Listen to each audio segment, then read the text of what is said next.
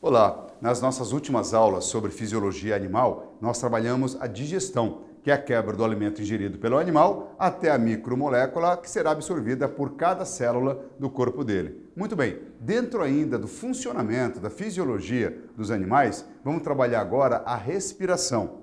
A respiração envolve a obtenção do oxigênio e a eliminação do gás carbônico. Mas para quem? Você obtém oxigênio para cada célula poder queimar, o combustível preferencial, glicose, e conseguir energia. E o gás carbônico que nós eliminamos no processo respiratório vem também da respiração, feita pela mitocôndria dentro de cada célula. Por isso que nós falamos, então, que dentro da célula acontece a respiração celular, que é a queima da glicose preferencial, a queima da glicose com oxigênio e a liberação do gás carbônico. E o nosso pulmão também realiza um processo chamado respiração, porque ele é o órgão responsável em obter o oxigênio da atmosfera para cada célula do seu corpo e eliminar o gás carbônico. Muito bem. Então, vamos fazer o seguinte, a respiração dentro da fisiologia animal envolve o quê, tá? Vamos colocar o seguinte, envolve a obtenção de oxigênio, e eliminação do gás carbônico, do dióxido de carbono, do gás carbônico, que é o CO2, do gás carbônico, provenientes da respiração celular.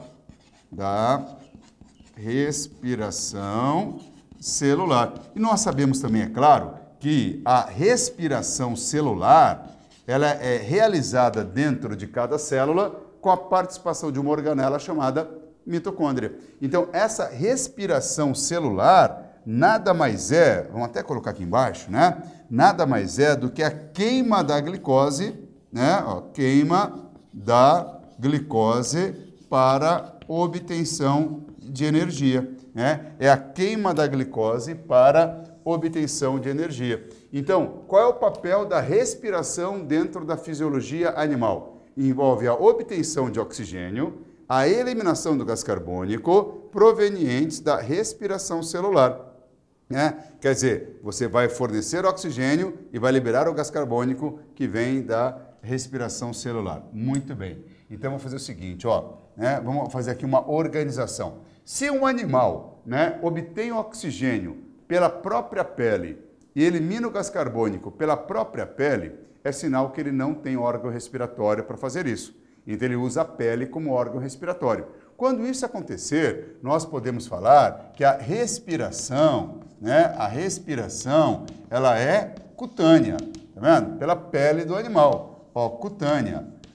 E o oxigênio e o gás carbônico se movimentam pela pele por difusão. Quer dizer, ele vai se movimentando de célula a célula. Vamos dar exemplo?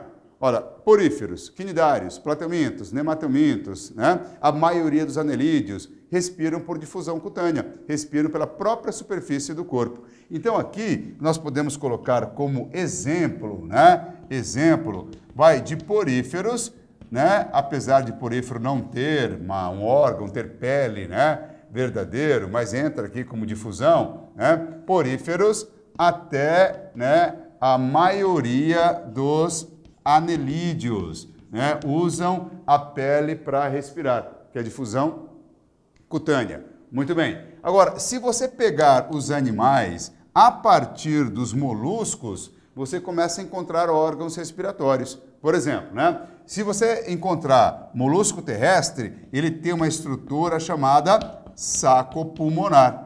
O saco pulmonar é usado, por exemplo, pela lesma, que é um molusco terrestre, Caracol, que é um molusco terrestre. Eles usam o saco pulmonar. E se você pegar um molusco aquático, ele tem brânquia, gente, para pegar oxigênio dentro da água. Então aqui, ó, nós vamos colocar moluscos aquáticos, tá vendo? Que é a maioria, né? Moluscos aquáticos. De que animal que eu estou falando aqui?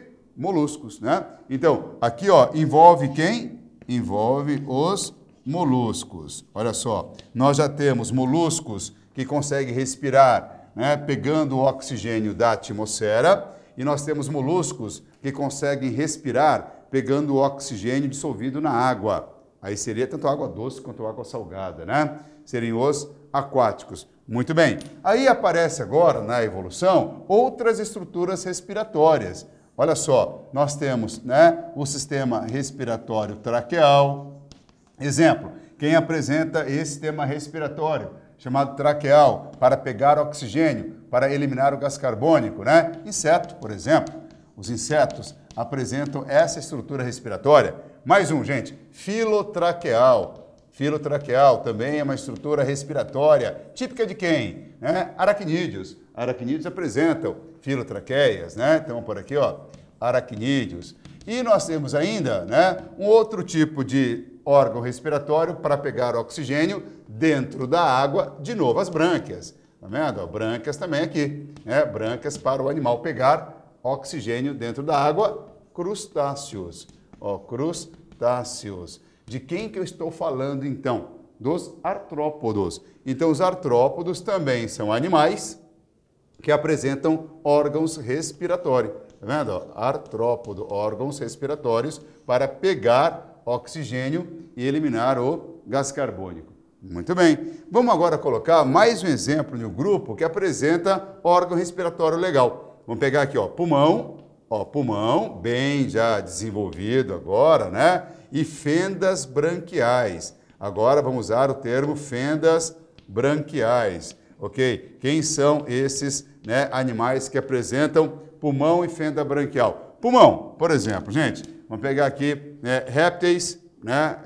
Vamos pegar o anfíbio também, anfíbio adulto, né? Ó, anfíbio adulto tem pulmão, répteis apresentam pulmões, nós temos as aves que apresentam pulmões e nós temos mamíferos também que apresentam pulmões. Todos os répteis, todas as aves e todos os mamíferos são pulmonados. Então é claro que se um mamífero mora dentro da água, como a baleia, ela tem que subir para respirar, ela é pulmonada. Se uma tartaruga, que é um réptil, mora dentro da água, como todo réptil é pulmonado, ela sobe para respirar também. Fendas branquiais, gente. Quem são os animais com fendas branquiais, que são brânquias mais desenvolvidas, né? Vamos colocar exemplo aqui, ó. Peixes apresentam fendas branquiais. Quem mais? Girinos apresentam fendas branquiais. Peraí, de quem que eu estou falando, então? Estou falando de um grupo chamado cordados. Então aqui, ó, são os animais cordados. Olha, os vertebrados, né, por exemplo, pertencem a esse filo, pertencem a esse grupo, né, ó, os cordados. Então, anfíbio, né, os anfíbios, os répteis, aves, mamíferos apresentam pulmão bem mais complexo, bem mais desenvolvido. O que eu fiz? Eu mostrei para vocês como é que os animais respiram, capturam o oxigênio e eliminam o gás carbônico. Perceberam que quem mora dentro da água praticamente é brânquia, né? Quem mora fora da água, pulmão, traqueia e filotraqueia. É isso, né? Basicamente é o que os animais apresentam para a sua respiração. Então agora vamos fazer o seguinte, vamos pegar, né, a respiração no homem. Então agora vamos para a respiração humana, tá? Quer dizer, vamos trabalhar a fisiologia humana. Então vamos colocar aqui respiração no homem, tá? Respiração no homem. Eu já falei para vocês que o homem é um animal que pertence ao filo cordado, é um vertebrado, é um mamífero, então ele apresenta como órgão respiratório pulmão. Ah, mas qual tipo de pulmão? Apresenta um pulmão chamado pulmão alveolar. É um pulmão bem mais complexo, tá? Dá conta do recado, pega legal o oxigênio, super ramificado, que são os alvéolos, né, para captura legal do oxigênio. Peraí, mas como é que o ar chega até o pulmão alveolar? O ar chega, né, no pulmão alveolar por ramificações chamadas bronquíolos. Bronquíolos, que se ramificam formando o pulmão alveolar. Mas espera aí, bronquíolo é ramificação do quê? De brônquio, né? Então nós temos aqui, ó, os brônquios que se ramificam em bronquíolos, né? Que se ramificam em alvéolos, formando o alvéolo pulmonar. Mas brônquio é ramificação do quê? Da nossa traqueia, que desce aqui no pescoço, aqui na frente. Então, brônquios seria a ramificação de traqueia, né? Da nossa traqueia. Muito bem. Mas a traqueia é aquele carocinho que é mais fácil se perceber nos meninos, que é chamado pomo de Adão. Do pomo de Adão para baixo está a traqueia. Para cima, até o fundo da boca, está a laringe. E na laringe você encontra também as pregas vocais, né? Então, peraí, em cima da traqueia está um outro duto chamado laringe. Ó, laringe. E a laringe, ela vai até o fundo da boca. Como é que eu chamo o fundo da boca? Faringe. Faringe é o fundo da boca. Olha, então nós temos aqui a faringe. Perceberam que o fundo da boca, chamado faringe, serve tanto para você deglutir o alimento, que é um assunto que nós já trabalhamos, engolir o alimento passa pela faringe, só que o alimento desce pelo esôfago, né? Que fica atrás da laringe. A laringe é para a entrada do ar. Então, a faringe serve tanto para respiração quanto para alimentação. Mas peraí, mas como é que o ar vai entrar até o fundo da boca? Duas aberturas, narinas, nariz e boca. Você pode respirar pelo nariz e você pode respirar pela boca. Então, a faringe, ela tem duas aberturas, né? Que seriam as narinas, ó, narinas, e nós temos a boca. Então, é possível você respirar pelo nariz e respirar pela boca. Olha o caminho, gente. Tá vendo? Isso aqui é um sistema. Por que é um sistema? Porque envolve vários órgãos, né? Vários órgãos formando esse sistema. Olha, narina, o nariz, órgão, boca, faringe, tudo órgão, né? Então o ar entra pela narina, pela boca, passa pela faringe, que é o fundo da boca, entra na laringe, que é aqui em cima, passa para a traqueia, que se ramifica em duas, que são os brônquios, que se ramificam mais ainda, bronquíolos, até formar os alvéolos do pulmão alveolar. E no pulmão, o que vai acontecer? O oxigênio passa para o sangue, transformando o sangue agora no sangue oxigenado ou arterial. E o sangue manda o gás carbônico para o pulmão e o pulmão manda esse gás carbônico para a atmosfera, que é a sua expiração. Então, quando você puxa o oxigênio, inspiração. Quando você elimina, expiração. Eu vou colocar, então, um esqueminha, né, como funciona esse processo do ser humano capturar o oxigênio e eliminar o gás carbônico, o mecanismo da inspiração e expiração. Então, vou colocar aqui, ó, como que é esse mecanismo, tá?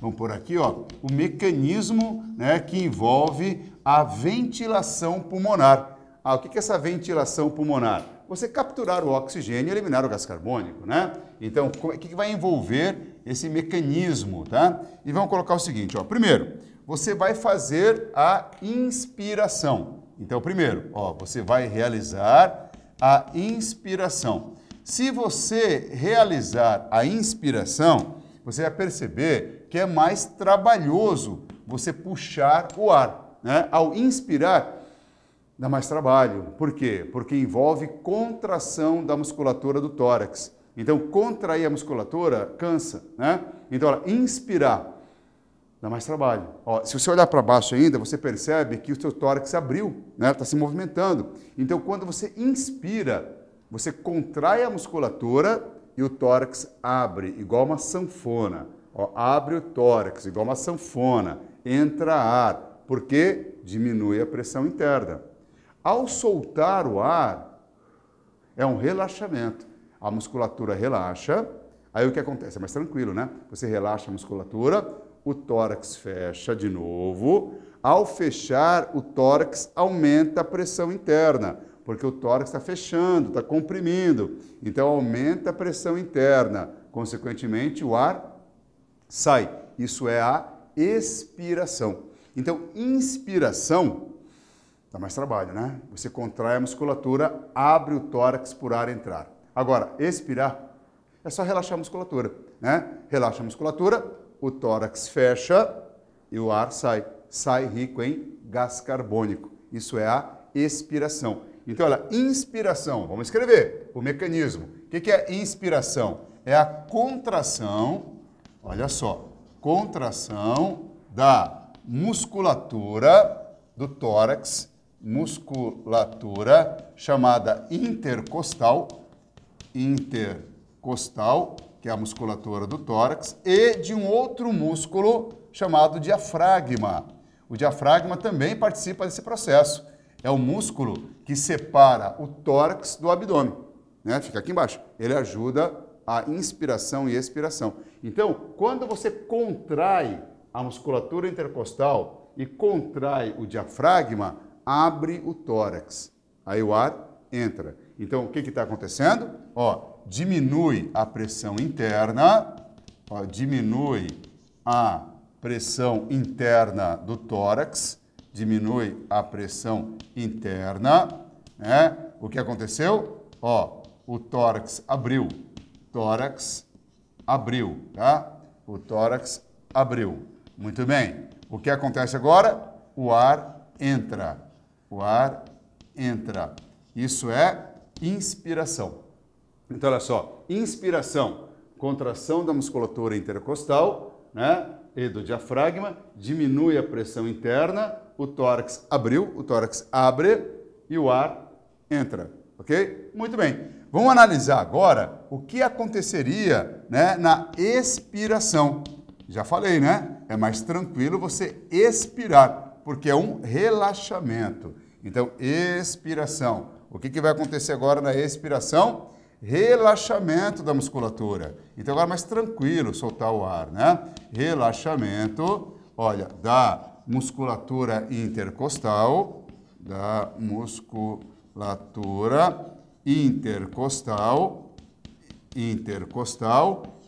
e do diafragma também. Relaxa o diafragma.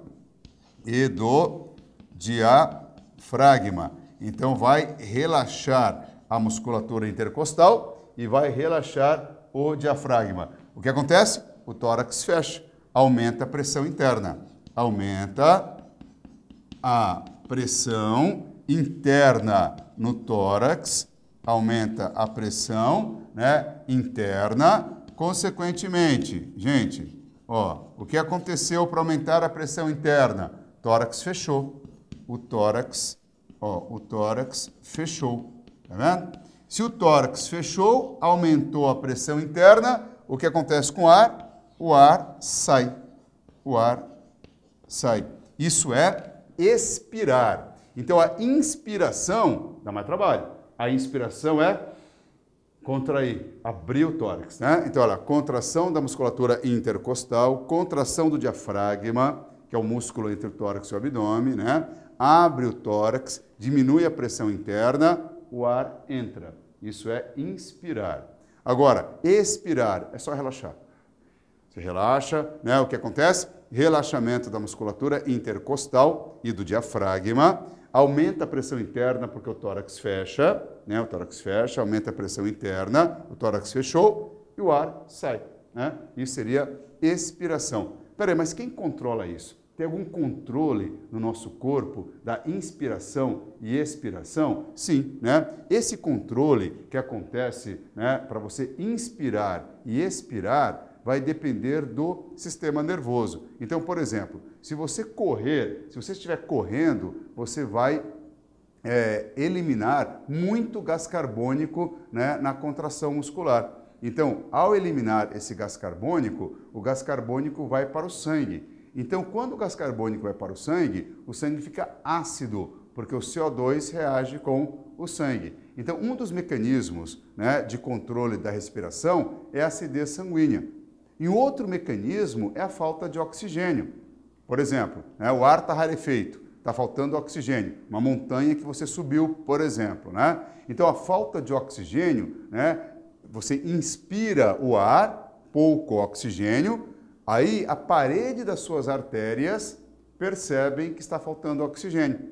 Elas mandam mensagem para o sistema nervoso e você aumenta a inspiração e expiração. quer dizer, você fica ofegante. Então, aumentar a inspiração e expiração, né, envolve controle nervoso. E esse controle nervoso, né, é sensível, é a região do bulbo, sensível à acidez sanguínea e à falta de oxigênio. Na próxima aula, eu vou colocar para vocês, né, como é que seria, né, esse controle nervoso para inspiração e expiração.